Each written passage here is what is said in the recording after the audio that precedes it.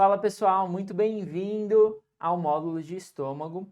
Se você por acaso não me conhece, né? Então se você pulou ao módulo de esôfago e veio aqui direto para o módulo de estômago, vou me apresentar de novo. Meu nome é Felipe, eu sou um dos fundadores aqui do Medcoff, sou cirurgião geral e cirurgião do aparelho digestivo, formado pelo Hospital das Clínicas da Faculdade de Medicina da USP. Hoje, então, a gente vai falar um pouquinho sobre a anatomia e fisiologia do estômago. Antes, eu tenho um pedido muito importante para vocês, tá? Então, já fiz no módulo de esôfago, vou fazer novamente agora aqui no módulo de estômago. Nos sigam nas redes sociais. Então, este é o meu Instagram, tá? Então, Felipe Fernandes, _ Medcoff.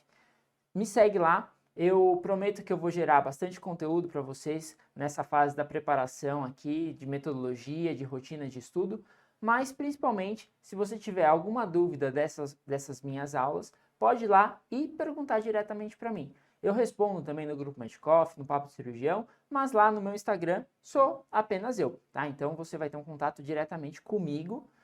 No Medcoff, no Papo Cirurgião, tem várias pessoas, o Augusto, o Matheus, o Henrique, enfim, tem várias pessoas. E não deixa de seguir também todos os outros coordenadores, tanto o Augusto, o Henrique, a Amira, o Matheus Cravazan, enfim, todo mundo aí que está gerando todo esse conteúdo, trabalhando firme aqui para gerar a melhor metodologia para você, nosso aluno. Então vamos lá falar um pouquinho sobre anatomia e fisiologia do estômago. Então o estômago aqui, que esse órgão em formato de J, né? Ele é dividido em algumas partes que é importante você saber. Então ele acaba aqui, ó, na transição esôfago, ele começa na transição esôfago-gástrica, depois do esfíncter esofágico inferior, e aí eu vou ter uma porção que a gente chama de cárdia, fundo gástrico, corpo gástrico, antro, pré-piloro e piloro. O piloro, que é o esfíncter verdadeiro do estômago, tem um espessamento da musculatura, diferentemente do esfíncter esofágico inferior, que é um esfíncter mais fisiológico, né? Quais estruturas importantes aqui que eu tenho, ó? Então eu tenho na pequena curvatura o aumento menor, aqui vem a artéria gástrica esquerda aqui em cima, tá? Bem aqui perto na pequena curvatura gástrica esquerda, que é um ramo direto do tronco celíaco, a gente vai falar daqui a pouco. Tenho aqui, ó, o ligamento hepatogástrico, que eu encontro o forame de Wislow. Então, todos a artéria, veia porta e ducto hepático, né, colédrico, estão vindo aqui. Então, por exemplo, se eu tenho um sangramento no fígado importante, eu faço uma manobra, que é a manobra de Pringle. O Henrique fala isso para vocês na aula de trauma, né? E aí, se o sangramento vem tanto arterial, da artéria hepática própria, artéria hepática comum, enfim, ou da veia porta, que é a vascularização principal, né, do fígado, 80% do fluxo sanguíneo do fígado vem pela veia porta, eu consigo ter uma hemostasia, consigo melhorar esse sangramento hepático pela manobra de Pringle aqui no forame de Wislow, beleza? Então aqui e aqui pertinho, ó, vem a artéria gástrica da direita, que é ramo normalmente da artéria hepática própria, beleza?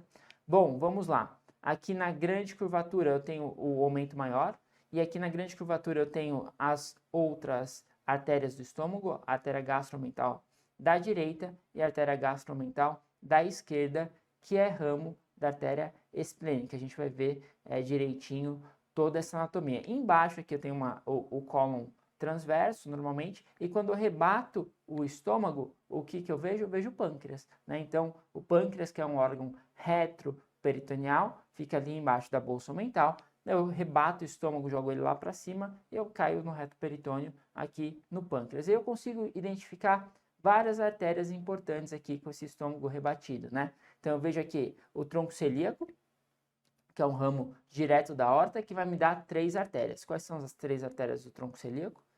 Artéria gástrica esquerda, artéria hepática comum e artéria esplênica, beleza? Então, a artéria gástrica esquerda vem aqui e irriga na pequena curvatura o estômago. Ela é a principal artéria do estômago. É super importante quando eu vou fazer uma linfadenectomia, eu tenho que ligar a artéria gástrica esquerda na origem para tirar todos os linfonodos da cadeia 7, para fazer uma linfadenectomia apropriada. Eu ligo a gástrica esquerda na origem, tá? Linfonodos da cadeia 7.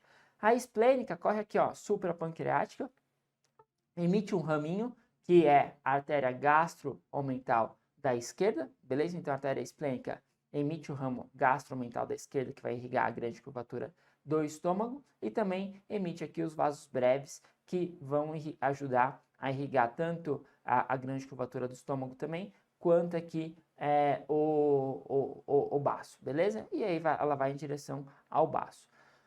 E a artéria hepática comum. A artéria hepática comum que emite a gastroduodenal e começa a chamar a artéria hepática própria. Nessa imagem é mais fácil você identificar essas estruturas, e isso é super importante, tá bom?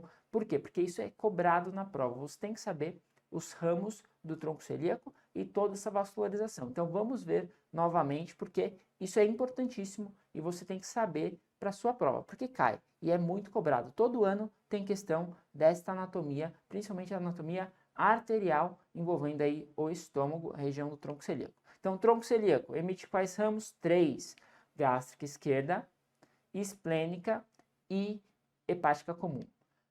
A gástrica esquerda normalmente não tem nenhum ramo, ela só vai fazer aqui um shuntzinho, né? Uma comunicação com a artéria gástrica direita, mas não emite nenhum ramo. Esplênica corre ali, ó, em cima do pâncreas, emite o ramo gastro-omental da esquerda, as gástricas curtas, os vasos breves, tá? E vai lá para o hilo esplênico. Bom, a hepática comum da gastroduodenal e começa a chamar artéria hepática própria, beleza? Artéria hepática própria. A artéria hepática própria vai lá para o fígado, da artéria hepática esquerda e artéria hepática direita e artéria hepática esquerda.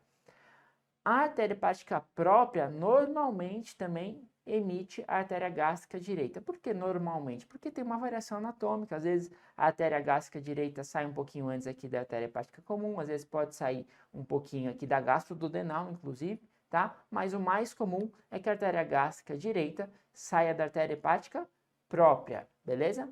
A gastroduodenal vai emitir os ramos pancreato-duodenais superiores e vai emitir também a artéria gastro-omental da direita, tá? Então, a artéria gastro-omental da direita, ela é ramo da artéria gastro-duodenal, tá? E essa arcada aqui, ó, a arcada da grande curvatura, a arcada gastro-omental do estômago, ela é super importante, principalmente quando eu for fazer um tubo gástrico para reconstruir meu esôfago, né? Então, eu faço uma esofagectomia e vou reconstruir com tubo gástrico. O que eu preservo? Normalmente eu preservo a arcada gastro-omental, tá? Principalmente vascularizada da artéria gastro-omental da direita, né? Então, a gastro-omental da esquerda eu ligo, porque é um ramo da esplênica, e faço meu tubo gástrico vascularizado principalmente pela artéria gastro-omental da direita, tá? Aqui na arcada gastro-omental. Tenho que preservar, eu sempre vou bem delicadinho ali na hora da cirurgia.